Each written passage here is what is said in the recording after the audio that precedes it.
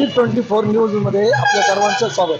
दौंड तालुक्यातील पंचक्रोशीतील एकूण 14 पालख्यांच्या ग्रामदेवतांच्या पालख्या दौंड शहरामध्ये 2 तासाचा गजर आणि पुष्पगुच्छाची उधळण करत दौंड शहरामध्ये दाखल झालेला आहे. आणि आलेले भावी भक्तांचं आणि पालख्यांचं मुस्लिम समाजातर्फे स्वागत करण्यात आलेलं आहे. आता आमच्यासोबत काही मुस्लिम बांधव आहे. काय सांगाल आपण किती वर्षापासून आलेले पालख्यांचं स्वागत करत आहे? गेले 5 वर्ष झाले आपण मुस्लिम समाजातर्फे कार्यक्रम करत असतो.